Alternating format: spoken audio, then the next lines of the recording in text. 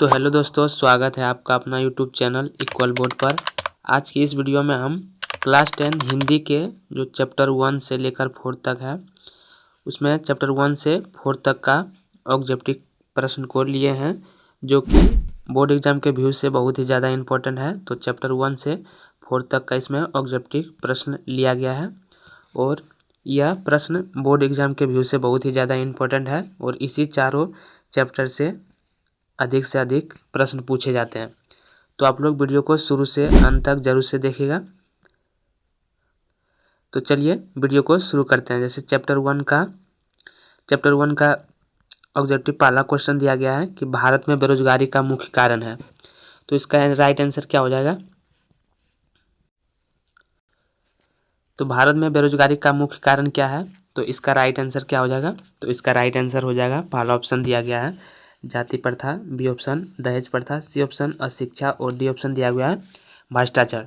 तो इसका right answer क्या हो जाएगा? तो एक का राइट आंसर हो जाएगा कि भारत में बेरोजगारी का जो मुख्य कारण है वो जाति प्रथा है, यानी कि 1 का ए राइट आंसर हो जाएगा। 2 नंबर क्वेश्चन में दिया गया है कि भारत में बेरोजगारी का एक प्रमुख व प्रत्यक्ष कारण क्या है।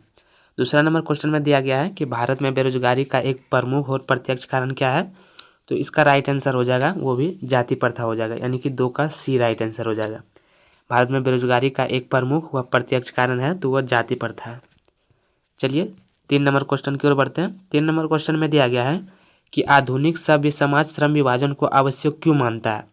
तो आधुनिक सभ्य समाज जो श्रम विभाजन को आवश्यक इसलिए मानता है, तो इसका राइट आंसर हो जाएगा कार्यकुशलता के लिए। आधुनिक सभ्य समाज श्रम विभाजन को आवश्यक मानता है तो कार्यकुशलता के लिए, यानी कि 3 का राइट आंसर ए हो जाएगा। 4 नंबर क्वेश्चन में दिया गया है कि श्रम विभाजन और जाति प्रथा पाठ बाबा साहेब के किस भाषण का संपादित अंश है। यानी कि श्रम विभाजन और जाति प्रथा पाठ बाबा साहेब के किस भाषण से लिया गया, यानी कि संपादित है या किस भाषण का अंश है। तो इसका राइट आंसर क्या हो जाएगा?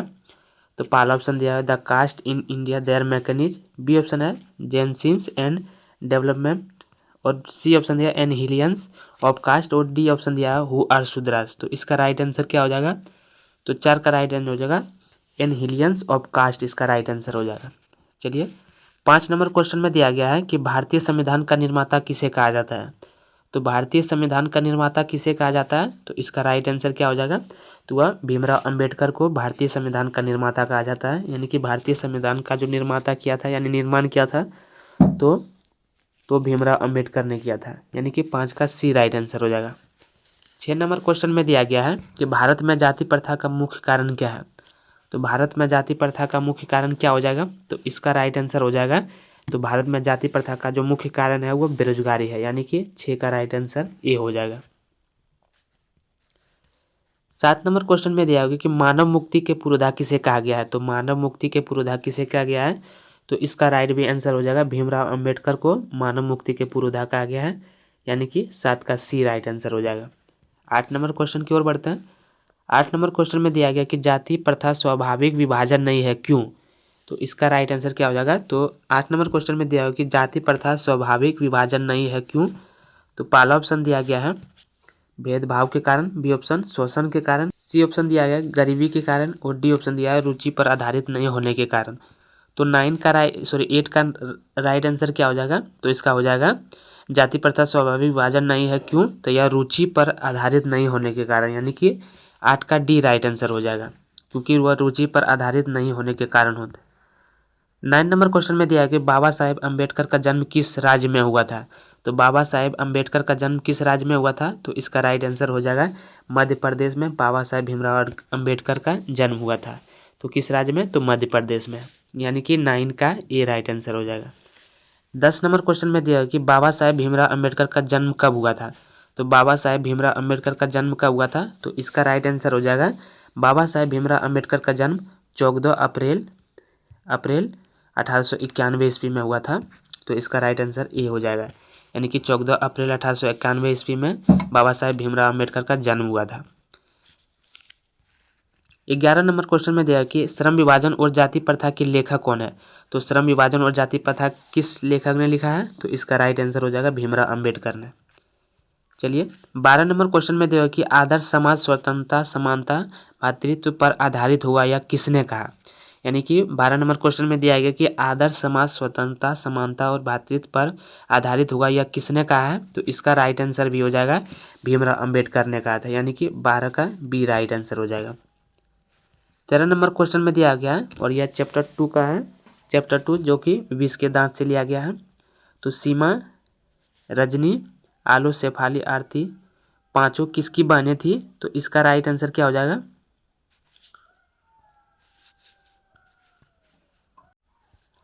तो सीमा, रजनी, आलू, शेफाली, आरती पांचों किसकी बहनें थी। तो इसका राइट आंसर क्या हो जाएगा।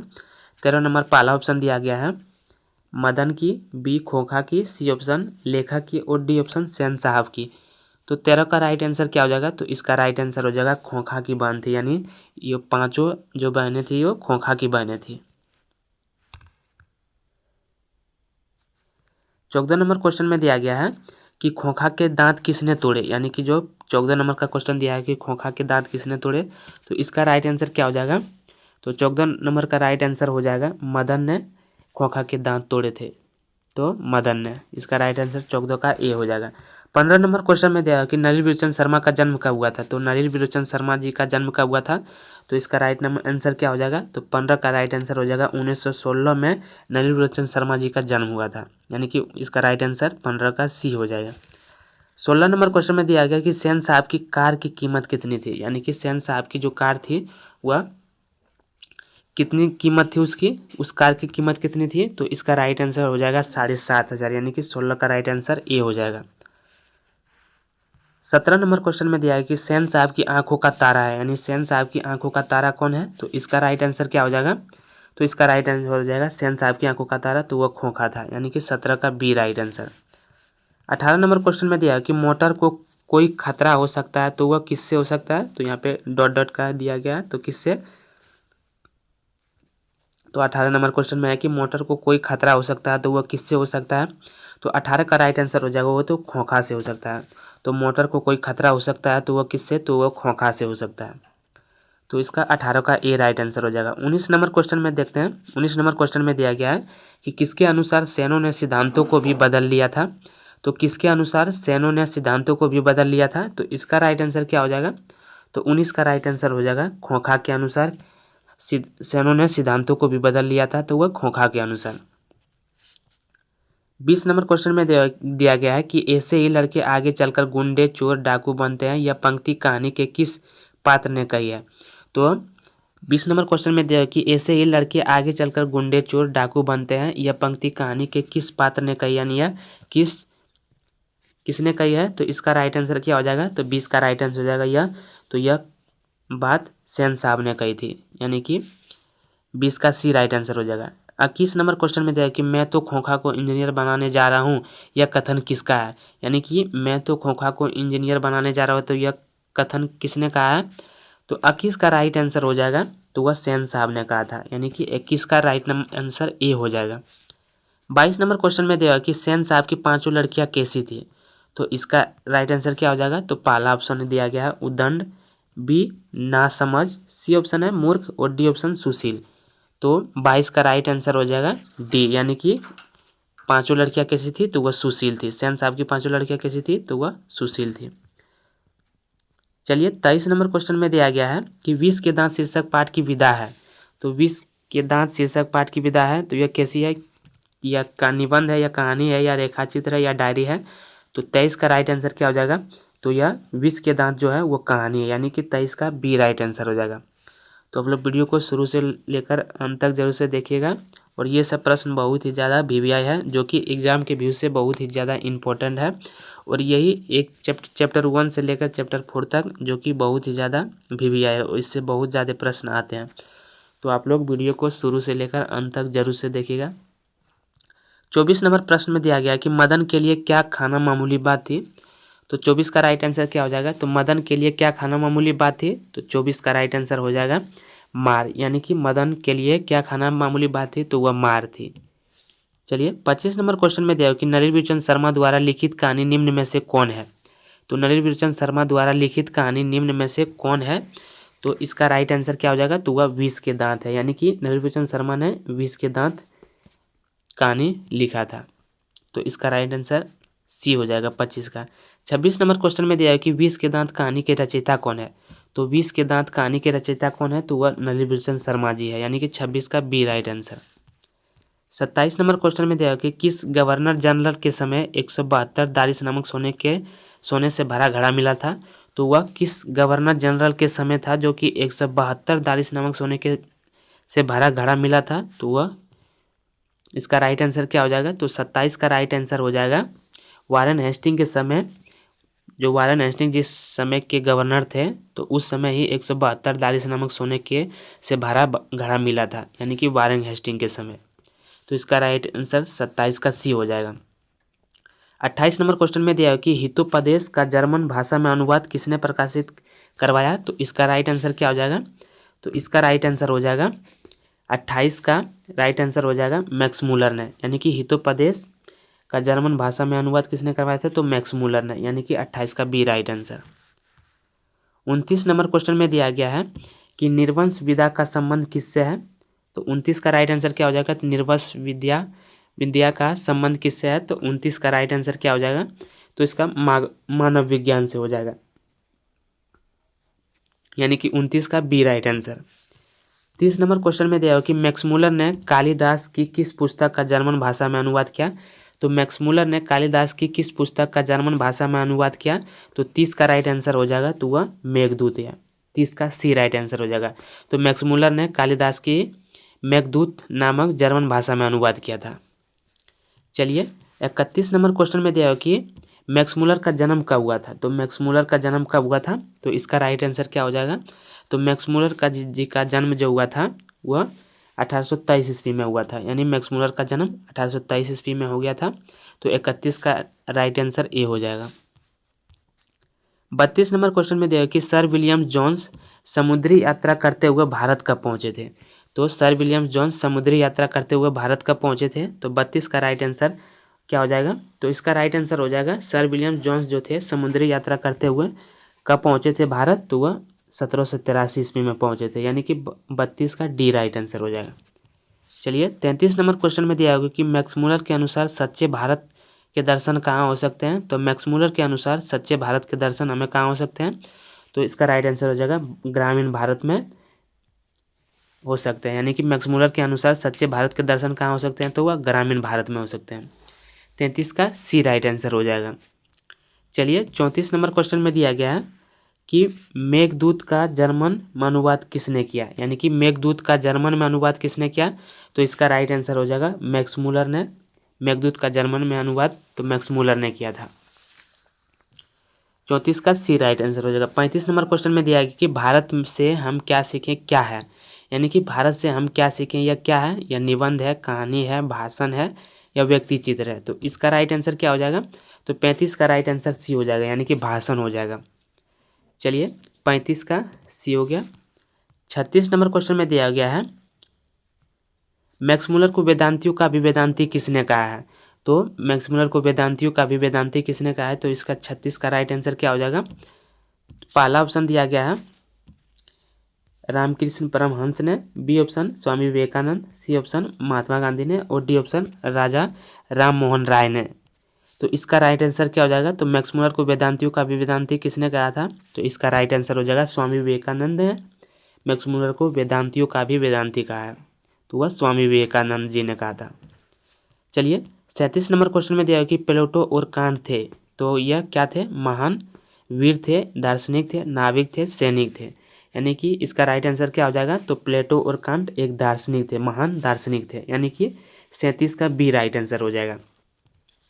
38 नंबर क्वेश्चन में दिया गया है कि मैक्समूलर ने किस अवस्था में लिपचिंग विश्वविद्यालय में संस्कृत का अध्ययन किया था।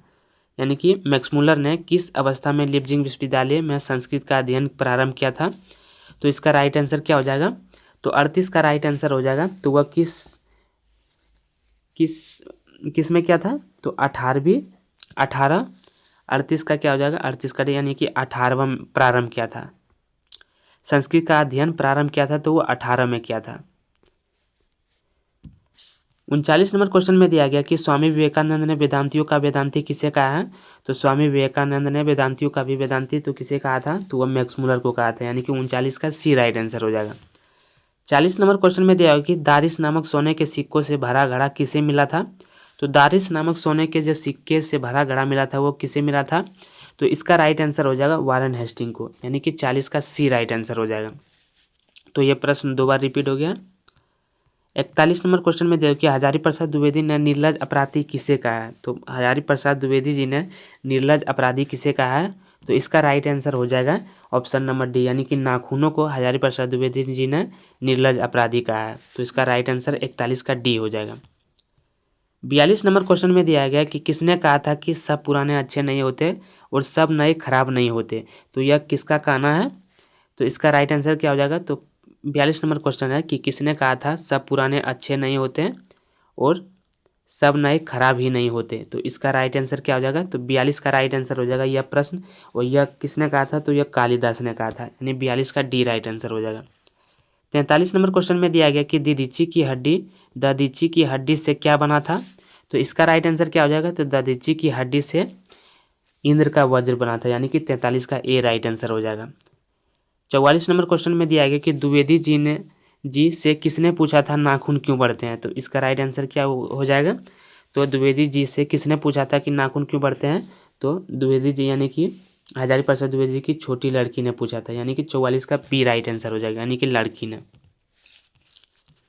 45 नंबर क्वेश्चन में दिया कि ललित निबंध है। तो ललित निबंध इन चारों ऑप्शनों में ललित निबंध कौन सा हो जाएगा। तो पहला ऑप्शन दिया गया है मछली, बी ऑप्शन नाखून क्यों बढ़ते हैं, सी ऑप्शन बहादुर और डी ऑप्शन दिया गया है नौबत खाने में इबादत, यानी कि डी ऑप्शन दिया गया नौबत खाने में इबादत। तो 45 का राइट आंसर क्या हो जाएगा, तो इसका राइट आंसर हो जाएगा ललित निबंध कौन है, तो नाखून क्यों बढ़ते हैं, क्योंकि नाखून क्यों बढ़ते हैं वो क्या है, तो वह ललित निबंध है। 46 नंबर क्वेश्चन में दिया है कि हजारी प्रसाद द्विवेदी द्वारा रचित पाठ है। तो हजारी प्रसाद द्विवेदी द्वारा रचित पाठ है, तो हजारी प्रसाद द्विवेदी ने कौन सी रचना की है, तो नाखून क्यों बढ़ते हैं, यानी कि 46 का ए राइट आंसर हो जाएगा। चलिए 47 नंबर क्वेश्चन में देखते हैं कि नाखून प्रतीक है। तो नाखून किसका प्रतीक है, तो इसका राइट आंसर हो जाएगा पाश्विक वृत्ति का, यानी कि 47 का ए राइट आंसर हो जाएगा। वो पाश्विक वृत्ति का नाखून किसका प्रतीक है, यानी कि पशु वृत्ति का, यानी कि पाश्विक वृत्ति। 48 नंबर क्वेश्चन में दिया कि लेखक के अनुसार मनुष्य के नाखून किसके जीवंत प्रतीक है, यानी कि लेखक के अनुसार मनुष्य के जो नाखून है वो किसके जीवंत प्रतीक है, तो यह पशु वृत्ति के, यानी कि पाश्विक वृत्ति के जीवंत प्रतीक है। 48 का सी राइट आंसर हो जाएगा। 49 नंबर क्वेश्चन में दिया कि हजारी प्रसाद द्विवेदी का जन्म कब हुआ था। हजारी प्रसाद द्विवेदी जी का जन्म कब हुआ था, तो इसका राइट आंसर हो जाएगा 1907 में हजारी प्रसाद द्विवेदी जी का जन्म हुआ था, यानी कि 49 का ए राइट आंसर हो जाएगा। 50 नंबर क्वेश्चन में दिया गया ये प्रश्न 50 नंबर क्वेश्चन में कि साजात वृत्तियाँ किसे कहते हैं। तो साजात वृत्तियाँ किसे कहते हैं, तो इसका राइट आंसर क्या हो जाएगा, तो साजात वृत्तियाँ अनजान स्मृतियों को कहा जाता है, यानी कि 50 का बी राइट आंसर। तो 50 ऑब्जेक्टिव प्रश्न आप लोग को बता दिया गया है। तो आप लोग वीडियो को शुरू से लेकर अंत तक एक बार फिर से रिपीट कर लीजिएगा, जिससे कि आपको ये सब प्रश्न छूटे ना, और ये बहुत ही ज़्यादा VVI है। तो आप लोग एक चैप्टर से लेकर 4 चैप्टर तो आप लोग अच्छी तरह से रिवीजन कर लीजिएगा। उसके बाद काव्य खंड में भी आप लोग चैप्टर 1 से लेकर 3-4 से 4 चैप्टर तक आप लोग अच्छी तरह से उसको भी रिवीजन कर लीजिएगा। इससे प्रश्न बहुत ही ज़्यादा प्रश्न आपको बोर्ड एग्जाम में देखने को मिलेगा। चलिए 51 नंबर क्वेश्चन में दिया गया है कि नाखून का बढ़ना किसका परिणाम है। तो नाखून का बढ़ना किसका परिणाम है, तो इसका राइट आंसर क्या हो जाएगा, तो नाखून का बढ़ना किसका परिणाम है, तो मनुष्य की अन्य सहजात वृत्तियों का, यानी कि नाखून का बढ़ना मनुष्य की अन्य सहजात वृत्तियों का परिणाम है। 51 का बी राइट आंसर हो जाएगा। 52 नंबर क्वेश्चन में देखिए आलोक पर्व शीर्षक निबंध संग्रह किसकी रचना है, यानी आलोक पर्व शीर्षक निबंध संग्रह किसकी रचना है। तो इसका राइट आंसर क्या हो जाएगा, तो 52 का राइट आंसर हो जाएगा यतीन्द्र मिश्र का। चलिए 53 नंबर क्वेश्चन में दिया कि आदमी के नाखून क्यों बढ़ते हैं, यह प्रश्न लेखक से किसने किया। तो आदमी के जो नाखून है वो क्यों बढ़ते हैं, यह प्रश्न लेखक के छोटी लड़की ने कहा था, यानी कि 53 का बी राइट आंसर हो जाएगा। सूर्य नामक पुस्तक किन की रचना है? तो सूर्य नामक पुस्तक किन की रचना है? तो इसका राइट आंसर हो जाएगा सूर्य नामक जो पुस्तक है वह गुणाकर मूल्य जी की रचना है। 55 नंबर क्वेश्चन में दिया है कि किसके अध्ययन क्षेत्र में भारत के कारण नवजीवन का संचार हो चुका है? तो 55 नंबर क्वेश्चन में दिया गया है कि किसके अध्ययन क्षेत्र में भारत के कारण नवजीवन का संचार हो चुका है? तो इसमें ऑप्शन दिया गया है विधि शास्त्र, बी नीति कथा, सी भाषण विज्ञान और डी ऑप्शन दिया है देवत्व विज्ञान। तो 55 का राइट आंसर क्या हो जाएगा? तो इसका राइट आंसर हो जाएगा नीति कथा, यानी कि किसके अध्ययन क्षेत्र में भारत के कारण नवजीवन का संचार हो चुका है? तो नीति कथा। चलिए 56 नंबर क्वेश्चन में दिया गया है कि यूनान व रोम के संपूर्ण साहित्य से कहीं अधिक विशाल है। तो यूनान व रोम के संपूर्ण साहित्य से कहीं अधिक विशाल है। तो इसका राइट आंसर 56 का क्या हो जाएगा? तो संस्कृत भाषा और साहित्य। तो यूनान व रोम के संपूर्ण साहित्य से कहीं अधिक विशाल है तो वह संस्कृत भाषा और साहित्य। तो 56 का राइट आंसर ए हो जाएगा। बी ऑप्शन दिया गया, 57 का क्वेश्चन दिया कि यहाँ पे मिस्टेक हो गई, तो यहाँ पे हकर्स हो जाएगा, यानी कि हकर्स क्या थे? तो इसका राइट आंसर क्या हो जाएगा? तो 57 का राइट आंसर हो जाएगा कि हकर्स क्या थे? तो वह वनस्पति विज्ञान थे, यानी कि 57 का डी राइट आंसर हो जाएगा। 58 नंबर क्वेश्चन दिया गया है कि पुराने कामों सब समय वांछनीय ही नहीं होता है, यह पंक्ति किस शीर्षक पाठ की है? तो पुराने कामों सब समय वांछनीय ही नहीं होता है, यह पंक्ति किस शीर्षक पाठ की है? तो इसका राइट आंसर क्या हो जाएगा? तो 58 का राइट आंसर हो जाएगा वह नाखून क्यों बढ़ते हैं, इसमें दिया गया, यानी इस पंक्ति की है। चलिए 59 नंबर क्वेश्चन में दिया गया कि किस देश के लोग बड़े बड़े नख पसंद करते थे? तो किस देश के लोग थे जो कि बड़े बड़े नख पसंद करते हैं, यानी कि बड़े बड़े नाखून पसंद करते थे? तो पहला ऑप्शन दिया गया अंग देश, बी ऑप्शन गंधार के, सी ऑप्शन केकई देश के और डी ऑप्शन गोड़ देश के। तो इसका राइट आंसर क्या हो जाएगा? तो 59 का राइट आंसर हो जाएगा तो वह गोड़ देश के थे जो कि बड़े बड़े नख पसंद करते थे। 60 का क्वेश्चन दिया और यह सबसे लास्ट प्रश्न है। तो 60 नंबर प्रश्न में दिया गया है कि अन्नाम दास का पोथा उपन्यास किस लेखक की कृति है? तो अन्नाम दास का पोथा उपन्यास किस लेखक की कृति है? तो इसका राइट आंसर क्या हो जाएगा? तो वह अन्नाम दास का जो पोथा उपन्यास है वह हजारी प्रसाद द्विवेदी की कृति है, यानी कि 60 का ए राइट आंसर हो जाएगा। तो आप लोग चैप्टर 1 से लेकर 4 तक आपको अच्छी तरह से ऑब्जेक्टिव को रिवीजन कर लेना है और आप लोग वीडियो को शुरू से लेकर अंत तक इस वीडियो को आप लोग को देख लेना है। तो आपको ये जो 60 प्रश्न है वो बोर्ड एग्जाम के व्यू से बहुत ही ज़्यादा इम्पोर्टेंट है, तो आप लोग वीडियो को शुरू से लेकर अंत तक जरूर से देख लीजिएगा। धन्यवाद।